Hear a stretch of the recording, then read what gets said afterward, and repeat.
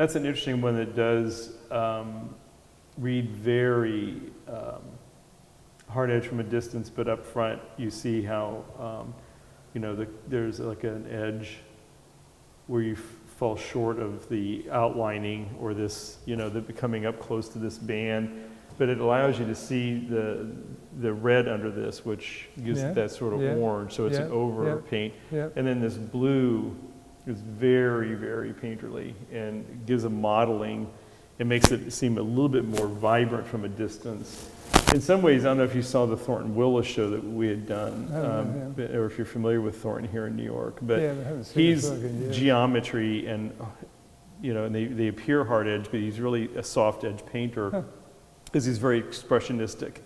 And the same thing, the edges become very important in his work and the surfaces. And they're, to him, which kind of, I know, ties back a lot to you, is what struck me about Thornton's work when I saw so much of it, because we did a painting survey that spanned 7 decades. And the thing that unifies Thornton's work is the geometric forms and shapes that hold that structure and organize it, because he came out of an architecture background. So and so he likes that organizing aspect of it. But beyond that, all bets are off. And so, but with Thornton, the thing that really struck me, it's the act of painting. It's that movement of the pigment. And you see it. I mean, he just cannot just paint something straight up and down. It swirls, it moves, it has edges, it has variations in thickness. And he doesn't really care if it's fully saturated, and he covers every square inch as he adds another layer. So there's always this sort of, pedimenta, if you will, or residue of what was there, because he doesn't obsess with over painting and and getting everything completely filled in the square perfectly. It's to get to that essence and what's really motivating him. And it reminds me of what you had written, which was you want people to think of your paintings as an experience.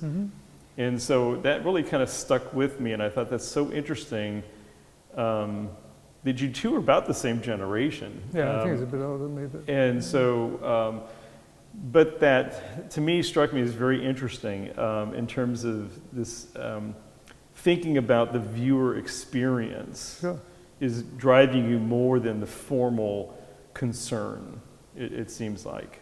And the formal is there to kind of get things going, but then it's the color, the surface, the light that seems to then really propel the painting to, like you say, resolution. It's resolution, which can vary dramatically.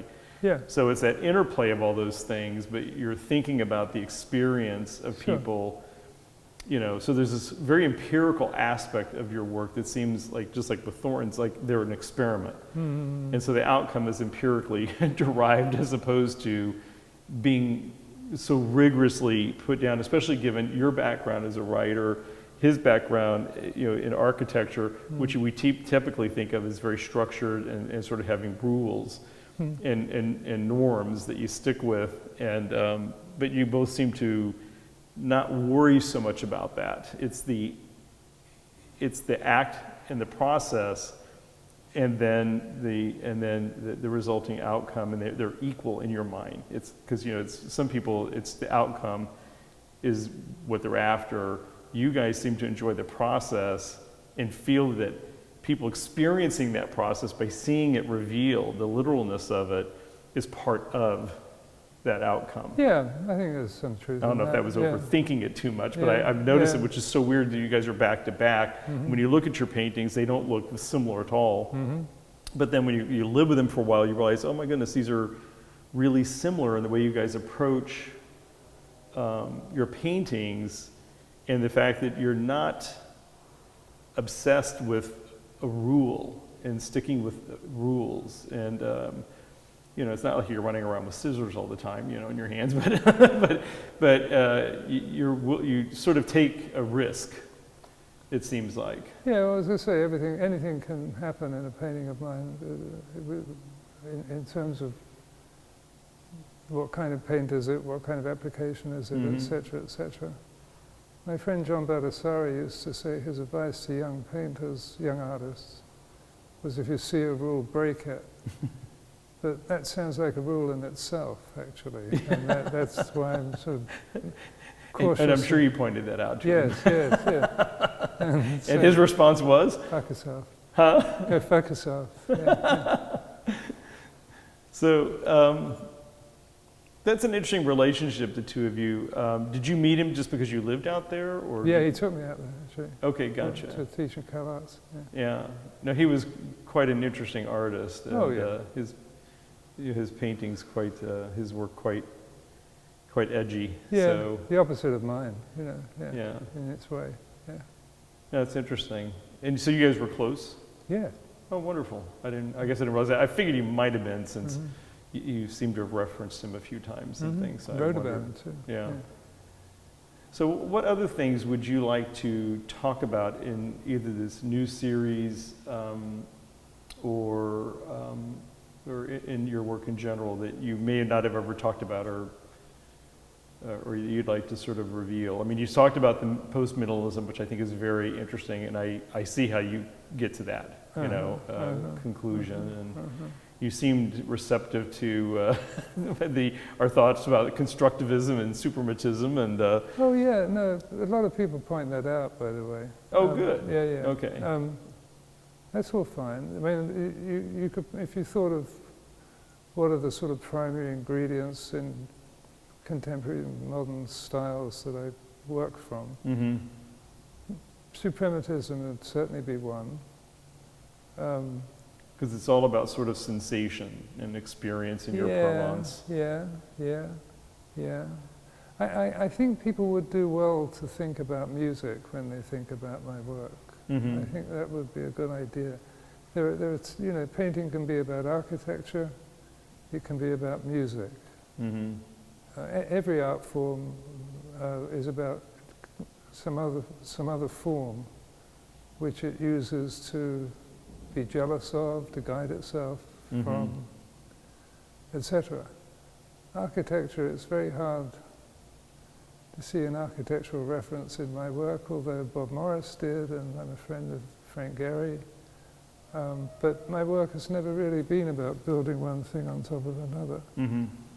It's been about ephemeral forms. Sound is ephemeral. It's not a thing. It never was a thing. There's no thing there to refer to, but there is tension, movement inevitably, because you can't have static music. Uncontrollability to a large extent, that's kind of important to me. So I think that more or less, and allowing for differences and all of that, the best way for people to think about my work, or to think about how to think about it, is music, and not any particular kind of music, although you could get there too if you probably wanted to. But music is this question of series that don't follow from one another, of signs that go together but don't follow from one another, of different kinds of tension, having to do with loud and soft, but also with what kind of instruments being loud, what kind of instruments being soft. I think that would be best. That would be more helpful at the end of the day than trying to, or at least more helpful at the end of the day than stopping with art world references, painting references. Because, you mentioned suprematism. Well, there's nothing nihilistic about my work, but there is about suprematist work. There's nothing that's what? Nihilistic about my work, but there is about Malevich. He says, I want to eat painting. I reviewed a book of Boris Groys's recently, and he's decided that the future of art goes to propaganda, which is Malevich. Or others like Eisenstein blatantly. And So propaganda on the one hand, and nihilism on the other. But having reviewed his book, and I liked his book and all of that, I thought, well, no, my work actually is about what Boris says you can't really do, which is contemplation. My work's about contemplation. That's why it's open to, the viewer has to have room to think and has to do some thinking. And this is where the point of colour really comes into play, because I do think Faucillon is correct that art has its own time, that it doesn't correspond well to historical time. There are no famous paintings painted on the first and last days of either World War, for example. They don't march in step. And contemplation is something that you have to have room to contemplate. And the fact that they're moving means they don't stop moving. Mm-hmm. And so the colour has to be a colour that starts something going. It might guide itself into a place where you can say, well, that's enough, for now. But there isn't any way in which it resolves in the way that, your example, hard edge painting, does sort of resolve. I'm not knocking it, but it does, in that respect, quite different things to me. It's very sort of logical. It's like this much black, these many black squares are matched with that many white squares. Variety and adjustment comes from what kind of black, what kind of white. But that's not the same, that's not really what I try to do. What I try to do is to get something going and take it as far as I can, which isn't the same as far as I need to take it. Mm-hmm. And then I have to stop because I can't do anymore. So that's really how my works work. And that one took a year because it's about, I gave myself a year to make it. I ended up naming it after Emanuel Shinwell because it's it ends up being about getting somewhere where you weren't supposed to go. I think that's sort of closely approximate. It's not what it's about, but it's a close approximation to what it's about. Emanuel Shinwell was a member of Parliament in England, mm-hmm. Scottish, working class. So when he was a little boy, he decided, I want to go to Oxford or Cambridge. People said, well, you can't go to Oxford or Cambridge because you don't go to a tough school where they teach Latin and Greek, and there's Latin and Greek exams to get in. But Manet had the good sense of knowing, well, I know people who know Latin and Greek, they're called rabbis. So you have the rabbis teaching Latin and Greek, and he passed the entrance exams with flying colours. The rest is history. He used to go on demonstrations with us in the 60s. And it just seemed like, it's not a narrative about that, but it has the level of complexity that has. And, right. Yeah. No, that's an interesting one because there's, you have these we kind of walk down there, these motifs sort of emerge and this is another one that's sort of a slow painting. You need to kind of look at it a number of times and you pick up different things, but like this radiation, you do it with the red there and this sort of broken up one here, but they sort of again emulate here now 15 years later these bars that you have or bands of color in several of these newer paintings. Mm-hmm. So that's what I was sort of picking up on is the fact that you tend to have this same sort of motif or something. And the one that you've talked about, the more gestural sort of limey green one up here, there's at the very bottom The only thing that's really distinct that stands out and almost becomes a focal point, oddly, is that sort of crisscross that creates that same pattern or motif. Yeah. And but anyway, it's an interesting thing. And then just also, this is a good example of how you fragment and subfragment and subfragment. But up here, this is the area, and it's probably not showing up very well in this video, and it's very, very subtle. Are these value changes, or these changes, the shades of this sort of black and browns up here. Yeah. But what it creates when you look at it from a distance is you've got a diagonal.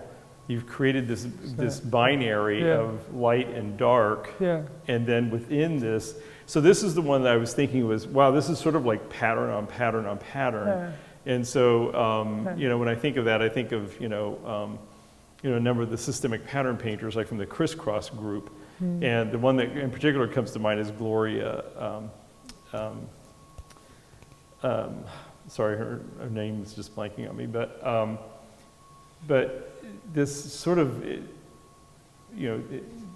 just different sort of patterns emerging, and the only place where you really have a shift in scale is sort of right here in the center, where it's all a little tighter and or subdivided. But anyway, it's just a very interesting painting, very dynamic, but there's a lot going on. It almost seems like there's more content there that's probably more deconstructed by each viewer, because everybody's going to have a very different impact on these very either angular ones or very modeled, sort of broken up pieces. Some of these colors, I mean, your colors are very referential in here. There's this sort of 50s sort of modernist sort of colors going on in here. The pinks, this aqua. So there's either like Florida experience or a mid-century experience. In California. Yeah, and so I figured California or Florida, but anyway, there's just a lot operating in there. So depending upon your age, you're going to read this painting very differently, I think. And but it's a very dynamic piece, and this is one where, again, there's not this rigorous application of color theory, but it has moments, like right here with this really nice breaking up band of the reds. Where you need it. To plums and purples and sort of browns, and then these little bit more optical sort of effects. And so it's a complex painting when you start looking at it more carefully in terms of how it was made. But from a distance, it just has this very nice composition that it just all works. Yeah, I said for years and years that certainly all through the 70s that I wanted to be like the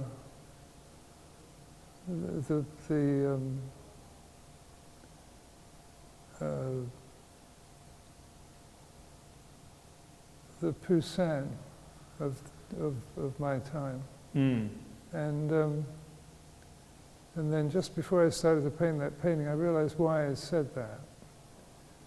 And the reason was it's spelled out by Mike Fried in his book on Poussin. And the thing that Poussin does that I've never heard other people be talked about in these terms, it doesn't mean they weren't. I'm not an art historian.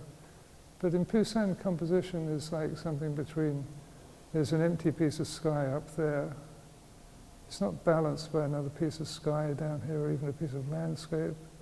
It's balanced by a man running. There's what can relate to what in terms of the elaboration of a compositional event is not the relationship between two things that are in two different states. It's two states which can be of very different things. And so that guided my balance approach in this painting. And so there had to be areas of the painting that were very different from one another, and different, I think, in terms of clarity, the difference between partially covered things like this yellow. Mm-hmm. Yeah. Between these lines that come across and disturb the thing, and settle out into the uncovered. These lines which have sort of nothing to do with these, but everything to do with them. Mm-hmm. So that's one of the things about the painting. It's one of the things about the painting that makes it so tight, actually. Yeah. Yeah, and again, it seems different in this exhibition, but not. Yeah. And I purposely put it next to these two side by side because I think they have interesting shapes that relate, but also I think there's a visual dialogue, at least for me, that with this sort of patterning effect and but also that sort of reddish brown over there, and then just the way the subtlety of that blues and greens in the ground over there is similar. Yeah, the effects are similar, achieved differently. This is more geometric, that's more brushy, but the effect is the same when you look at them. That's why I thought they were really good as a pair. Sure. And so same thing with the other two paintings on the other side there. That's why we gave them more distance between each other, but we've created a shorter distance between these two to create a dialogue and those two. So we did some different things in the hang to try and pull some things together for people we wanted them to relate them together. Yep.